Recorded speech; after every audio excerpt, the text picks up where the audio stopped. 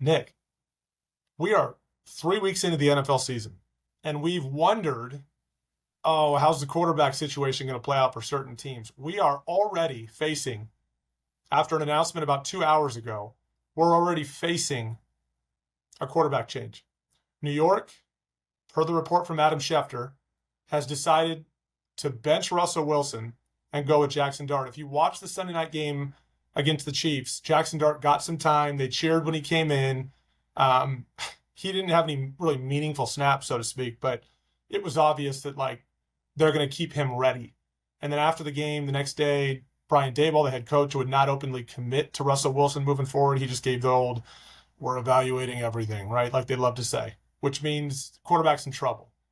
And Russ, to me, as good as he looked against Dallas, and their defense isn't great either, towards the end of that game and in the post-game press conference, he looked like a guy to me. I'm not even criticizing him. He's on a bad football team, but he looked like a guy to me that's made over $300 million, has had a lot of success, and is just sick of the BS. And I don't even know. There might be a sense of relief with him that he's not playing. I don't know. But we wondered before the season.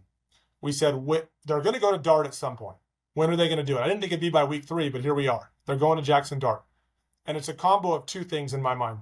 The organization wants to continue to sell hope. They want the fans to stay engaged. The fans were super pumped when Jackson Dart came into the game for his few plays that he played the other night. So it's sort of them saying, okay, let's continue to sustain this level of hope with our fans and interest with our fans, and let's go with Jackson Dart. And then secondly, I think Brian Daboll is open to it because he's trying to save his job. If this team is awful this year, then... So I ask you from a quarterback standpoint, how dangerous is this when you insert Jackson Dart, who has a bright future, he's a first-round pick, was a good college player, and you insert him into a bad situation? We know how dangerous this can be for young quarterbacks. What are your thoughts on this change? This is awful. It's so bad. This is the NFL at its worst. Yeah. I've been a part of this way too long in the sense of these coaches that are on their last leg and they get a veteran quarterback to go in, and it's just a bad situation. I mean, this is the same Giants team that didn't want to re-sign Saquon Barkley. Saquon Barkley goes to the Eagles, was the offensive player of the year in the NFL. Sets all his records. Best Huge acquisition reason the ever Eagles win a Super Bowl. That was their running back. Okay, let's add another one. Daniel Jones is blamed for all Brian Daboll's issues. Daniel Jones does this, Daniel Jones does that. He is now 3-0 with the Indianapolis Colts, setting records that doing better than Peyton Manning did through his first 3 games. Okay? Let's just say that. That's 2 players. We'll get to those numbers. His overall record's 18-35-1. Okay? His win percentage after his first year was like 500, what was it? Wait, who are you talking about? Brian Daboll. Okay. 529 to 176 in year 3. Like, he had a great first year, and then it's gotten worse and worse and worse and worse. That just shows you as a culture and what he's doing. I'm sure he's a great guy. I don't know him. I know this coach. Yeah, you probably. I'll let you talk on that in a second.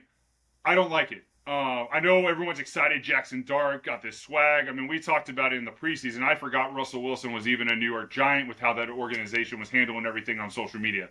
All about Jackson Dart. Jackson Dart has 2 bad games. Everyone's gonna be like, oh. Geez, what do we do? This is what happens when a coach is on their last leg. They know if Russell keeps playing and they get to midway through this season or 10 games into the season, they're fired. They have no chance. Their only hope of a resurrection right here as a coaching staff is Jackson Dart goes in there and takes them to the playoffs. Then they get signed again and they get a new contract. In Chicago, it was the same thing. It's been that way in Chicago for years and years and years. They draft a quarterback on their last leg. That year doesn't pan out. They try to play that rookie guy. Maybe he shows a glimmer of hope and it saves their job. It's very difficult to happen. The quarterback is not the only issue in New York. It is not. They have many other issues. Now you're putting Jackson. Yeah, this is going to be an exciting week in the NFL. You're going to have a new energy in your facility. You might even go out and win this next game. If you do, that's a huge game because it's versus the Chargers in MetLife. That would be an impressive win, and then you got the Saints. But your schedule is the hardest schedule in the NFL. Maybe the best defense in the league in the Chargers. That's who you're asking him to face in his first start. That's going to be an extremely tough battle, and I just hope for them. If maybe he's an unbelievable player and changes everything. I hope that for him, but I know how difficult that is. And being a young player going in this situation, it's still early in his career. He didn't get to watch Russell play that much. Now Russell's in. I mean, I could just tell by watching Russell in his press conference and watching him play, really uncomfortable. The decisions he was making at the end of the game, where he's throwing it out of the end zone and not making the like. I'm so used to him scrambling around and making plays and doing that. What it shows me is he's super uncomfortable. I know he can still do those plays, just not at the high level he did several years ago, but he can still do it. But he was erring on like throwing him out of bounds or throwing it through. That was a Russell I hadn't seen. And even in a press conference afterwards when he's talking, like that wasn't the same energy of, you'd say, oh, it's because it was a tough game. I don't know. I think it's more. I think it's everything surrounding him. He's not confident in what they're doing as an organization, what they're doing as a team, and he's trying to be a veteran to step in and do it, but he doesn't have all the pieces. And now he gets to get blamed, and he's going to be benched, and now this rookie's coming in. It's just a tough situation. This happens all the time, and eventually at the end of the year, these coaches get fired. Then they're going to bring in a new staff to fit Jackson Dart. I don't like this. This happens too much in the NFL. I'm not a fan of it, and I think it's just tough for the young quarterback. I played for Brian Daboll. He was our offensive coordinator in Philly back in 2010, and Cleveland? I'm sorry, in Cleveland. I was a big fan of Brian's work ethic, his creativity. He was very good at game planning. Nobody wants to win more than Brian. He's a very authentic, real dude that works his butt off to make things happen. And I think he's even changed a lot since then. It's been a long time since then. I think he's probably matured a lot too. Like if anything, his emotions would get in the way years ago. And I think some of that has changed a little bit. But to me, this is a cheap solution. It's a cheap solution to a much larger problem. And this is why good players, now I'm not sitting here trying to tell you I think Jackson Dart is the best prospect ever, but Jackson Dart's a promising young player. And this is how you ruin promising young players. This team is not ready to compete. And Russell Wilson is 1 week removed from having a really good game. Now, he did not look good against the Chiefs. And so you might say, well, what are the Giants supposed to do? They've got to find a solution. They've got to start winning. That's fair. But the Giants aren't a playoff team this year.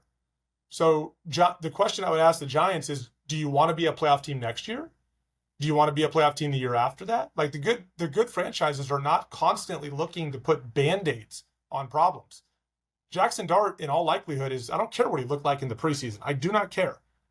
He's not ready to go face the Chargers, right? And part of it is because the pieces around him, this team is not ready to go face the Chargers.